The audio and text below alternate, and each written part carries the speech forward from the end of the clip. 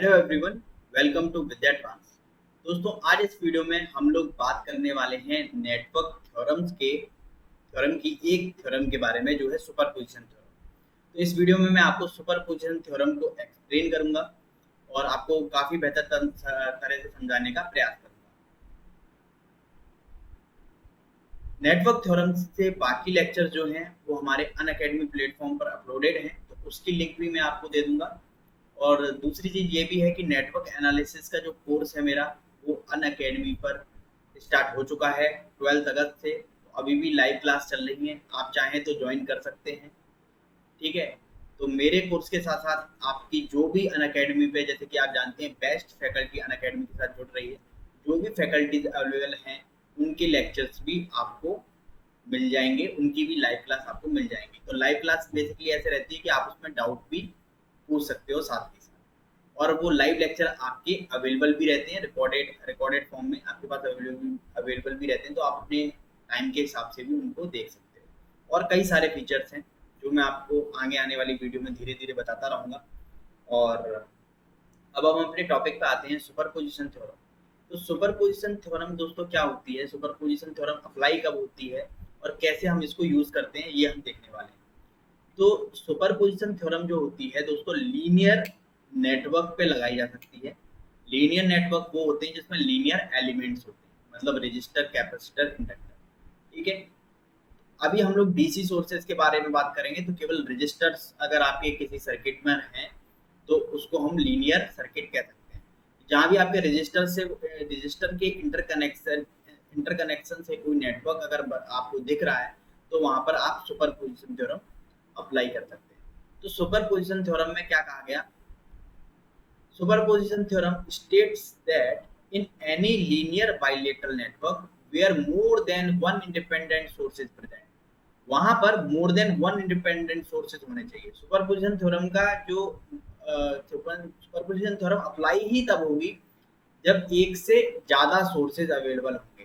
ठीक है। इसका यूज ही तब है जब आपके सर्किट, आप नेटवर्क देखिए, उसमें इंडिपेंडेंट सोर्स अगर आपके एक से ज्यादा हैं, दो हैं, तीन हैं, चार हैं, तो आप सुपरपोजिशन थ्योरम अप्लाई करेंगे।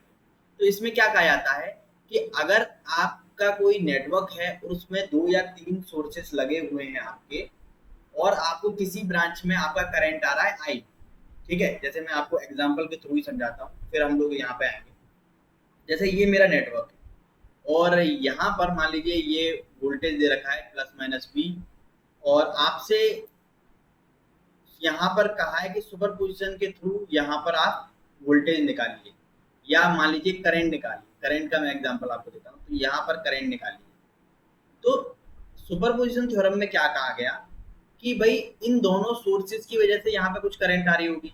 6 वोल्ट के सोर्स की वजह से कुछ करंट आ रही होगी, कुछ करंट 3 एम्पियर वाले सोर्स की वजह से यहाँ पे करंट आ रही होगी।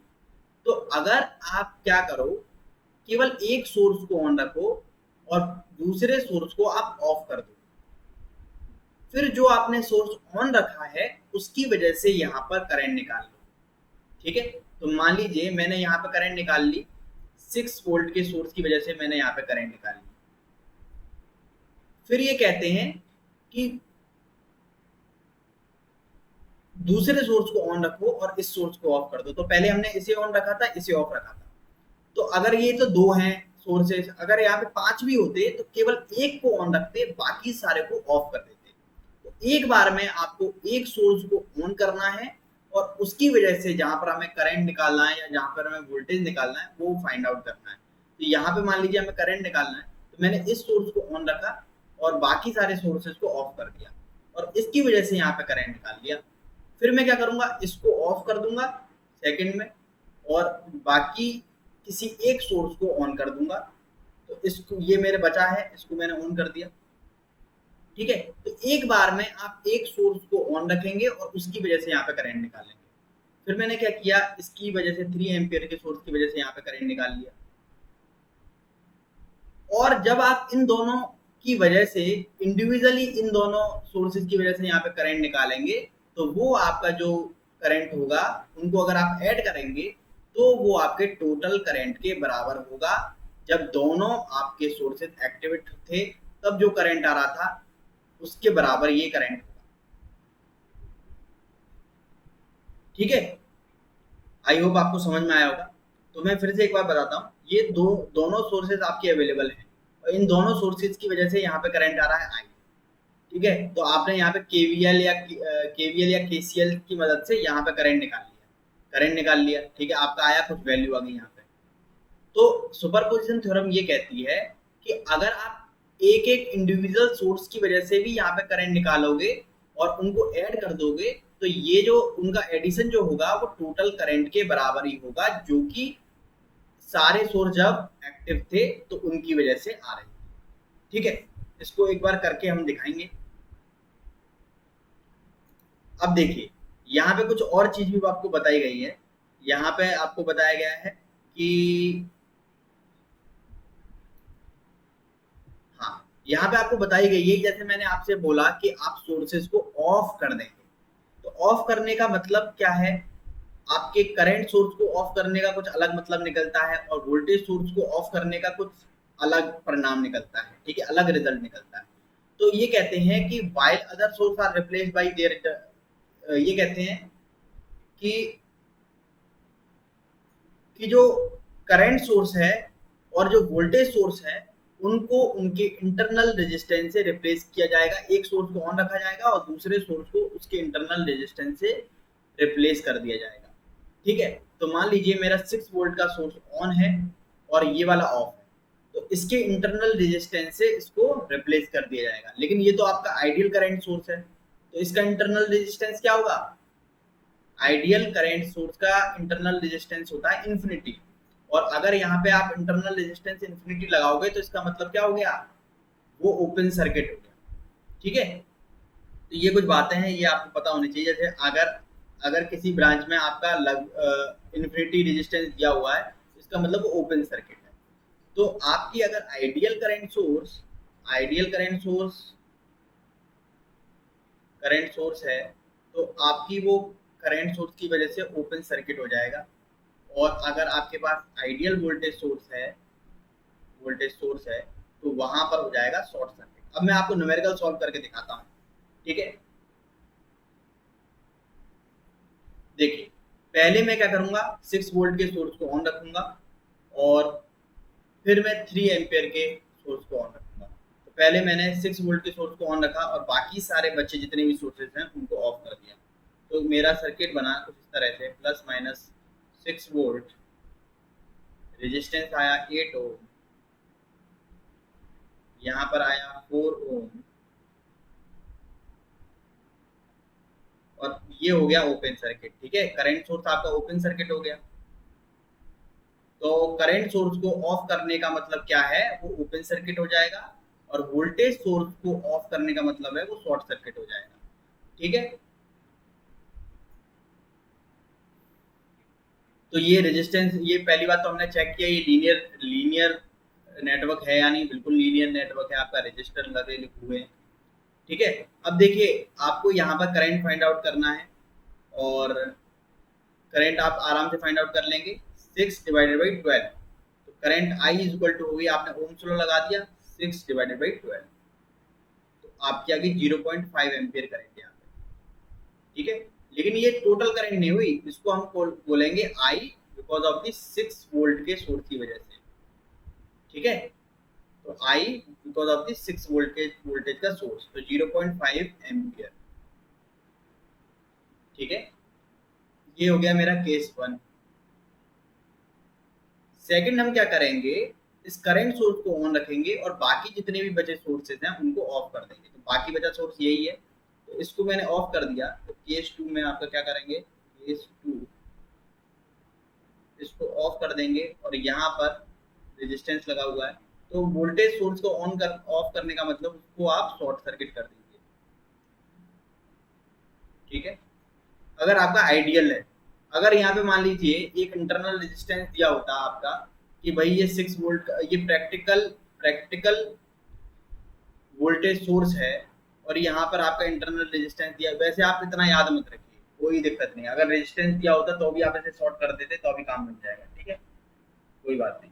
इतना याद रखिए कि करंट सोर्स को ओपन सर्किट, वोल्टेज सोर्स को शॉर्ट सर्किट।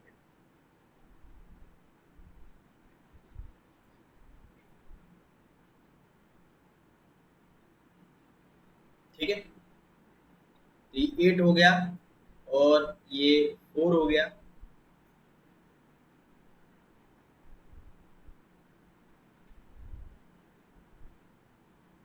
और यहाँ पे आपका करंट सोर्स हो गया। ठीक है, इसकी वैल्यू है 3 एम्पियर, है ना, और हमें निकालनी है करंट आई। कोई बात नहीं, करंट डिवीजन रूल लगा दीजिए, करंट निकल आएगी। करंट डिवीजन रूल कैसे निकालते हैं, तो ये इसको कहेंगे current because of the 3 ampere source. तो यहाँ पे आप करंट डिवीजन लगा दीजिए। तो करंट डिवीजन लगाने के लिए इस ब्रांच में मुझे करंट निकालनी है, तो दूसरी ब्रांच का रेजिस्टेंस ऊपर लिख दूंगा, डिवाइडेड बाई टोटल रेजिस्टेंस लिख दूंगा इनटू टोटल करंट। ठीक है, तो ये आ गई मेरी 2 एम्पियर।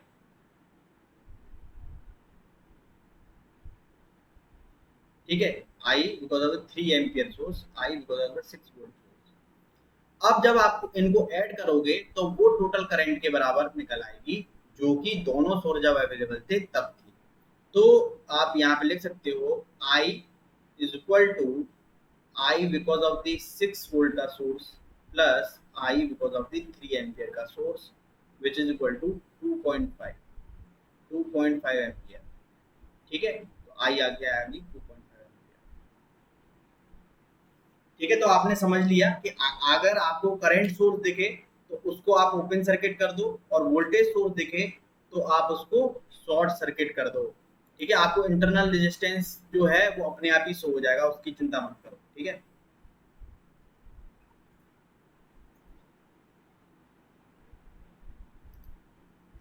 तो इसको लिख दो ऐसे ही, करंट सोर्स से आप ओपन सर्किट कर दो। अब देखिए यहाँ पे 2.5 एम्पीयर आ गया। एक बार इसको चेक कर लेते हैं हम लोग।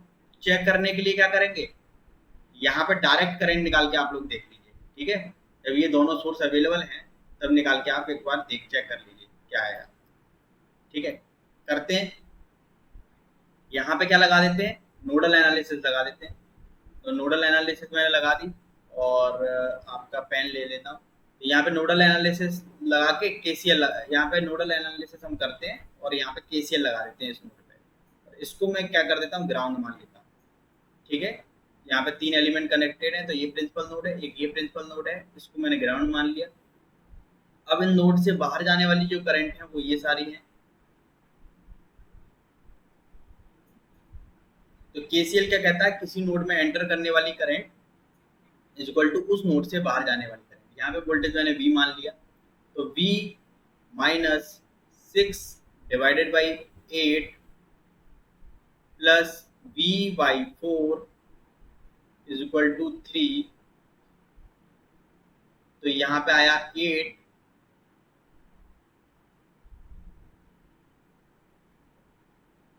V माइनस 6 प्लस 2V, यानी कि यहाँ पे हो गया 3V इज इक्वल टू 3, और यहाँ पे हो गया 3V minus 6 is equal to 24। तो V is equal to 10 volt. Okay, V is equal to 10 volt आया, और आपकी करंट क्या आएगी, V बाई 4। ये वाली करंट क्या होगी, आई होगी, आई इज इक्वल टू हो जाएगी V बाई 4, यानी कि 2.5 एम्पियर, 2.5 एम्पियर। ओके, तो ये आप देखिए करंट होगी आपकी 2.5 एम्पियर। और यही टोटल करंट जब आपने एक एक सोर्स को ऑन रख के निकाली थी, पहले आपने 6 वोल्टेज के सोर्स की वजह से यहाँ पे करंट निकाली, फिर 3 एम्पियर के सोर्स की वजह से यहाँ पे करंट निकाली, तो आपकी क्या आया, तो अभी आपका 2.5 एम्पियर आया। और ऐसे आप वोल्टेज भी निकाल सकते थे। ठीक है, ऐसा नहीं है केवल करंट के लिए। तो सुपरपोजिशन थ्योरम जो है, करंट, आप करंट निकाल सकते हो, वोल्टेज निकाल सकते हो। ठीक है, जो भी आपके लीनियर पैरामीटर हैं आप निकाल सकते हो, लेकिन आप एक चीज नहीं निकाल सकते, पावर नहीं निकाल सकते। ठीक है, पावर के लिए आपको क्या करना पड़ेगा, पहले आप टोटल करंट फाइंड आउट करो, जैसे आई फाइंड आउट कर लो, आई इक्वल टू 2.5 एम्पियर। उसके बाद उसको स्क्वायर करके आप पावर निकाल सकते हो। लेकिन आप ऐसे नहीं कर सकते कि पहले आपने 6 वोल्ट के सोर्स की वजह से यहाँ पे पावर निकाली, फिर आपने 3 एम्पियर के करंट सोर्स की वजह से यहाँ पे पावर निकाली, पावर डिसिपेशन, और दोनों को ऐड कर दिया, तो वो आपके इक्वल टू नहीं आएगा। ठीक है, क्यों नहीं आएगा, देखिए यहाँ पर जो पावर डिसिपेट होगी वो होगी आई स्क्वायर डॉट आर। ठीक है, आई स्क्वायर डॉट आर। और यहां पर अगर आप एक एक करके निकालोगे तो क्या आएगी, क्या करोगे आप, आई वन का स्क्वायर, आई वन मतलब यहाँ पे मैंने मान ली 6 वोल्ट की सोर्स की वजह से आई वन करंट आ रही है, या आप लिख सकते हो I because of the 6 volt source का square plus into R plus I square 3 ampere का सोर्स की वजह से करंट इंटू आर। ये आप करोगे ना, ऐसे पावर निकालोगे। अगर पहले आपने 6 वोल्ट के सोर्स की वजह से यहाँ पे पावर डिसिपेशन निकाल ली, फिर आपने 3 एम्पियर के सोर्स की वजह से यहाँ पे पावर डिसिपेशन निकाली, तो आप इस तरह से निकालोगे और फिर दोनों को ऐड करोगे तो क्या वो इक्वल टू होगा आई स्क्वायर डॉट आर के। आई क्या है यहाँ पे, आई क्या है, आई है आपका आई 6V प्लस आई 3A। तो यहाँ पे आप लिख सकते हो क्या आपका आई 6V प्लस आई 3A का square dot R equal to होगा इसके इक्वल टू होगा कि नहीं होगा, आप बताइए। नहीं होगा।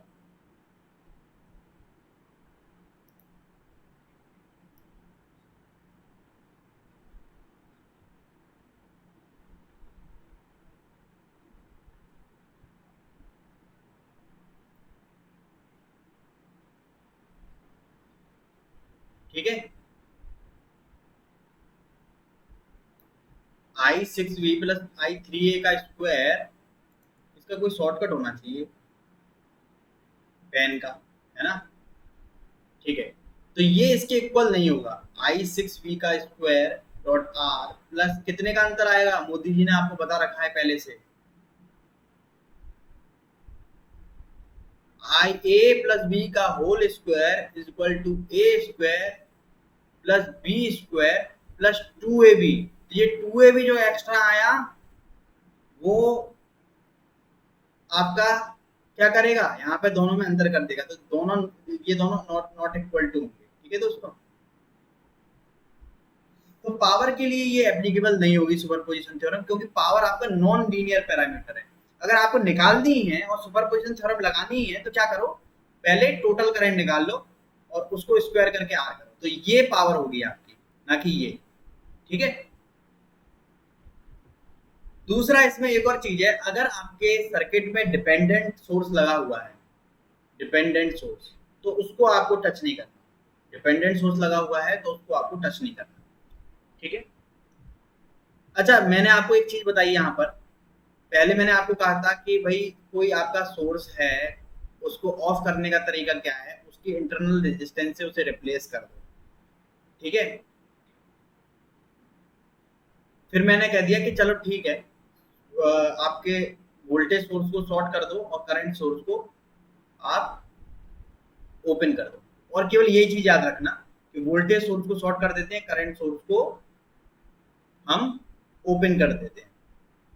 ठीक है, क्योंकि अगर आप यही चीज याद रखोगे तो आपके इंटरनल रेजिस्टेंस अवेलेबल भी होंगे, तो भी आपका काम बन जाएगा। मान लीजिए कोई ये सोर्स है हमारा, ये मान लीजिए ये प्रैक्टिकल सोर्सेस होते हैं आपके, प्रैक्टिकल सोर्सेस होते हैं आपके। ठीक है, ये प्रैक्टिकल सोर्स होता है। ठीक है,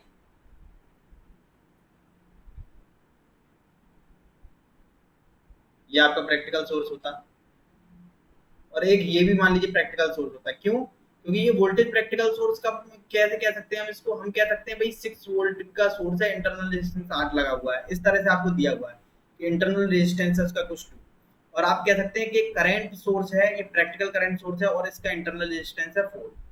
ठीक है, अगर आप इस 6 वोल्ट के सोर्स को शॉर्ट कर दोगे तो अभी आपका 8 तो रहेगा ही ना, तो आप चाहे इसे शॉर्ट कर दो तो अभी आपके इंटरनल रेजिस्टेंस से रिप्लेस हो जाएगा, और अगर ये आइडियल भी हो तो अभी कोई फर्क नहीं पड़ता। तो आप केवल एक बात याद रखो कि वोल्टेज सोर्स को आपको क्या करना है, वोल्टेज सोर्स को आपको क्या करना है, शॉर्ट कर देना है,